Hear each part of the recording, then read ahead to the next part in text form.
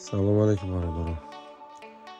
کسی در پرده در کار مرمت ماتریال در کار مرمت любой نوع ماتریال هست موقع میتونید زنگ بزنید انشالله گمش دارین любой نمود برادران زنگ بزنید انشالله در خدمت در واتساپ زنگ بزنید любой نوع заказ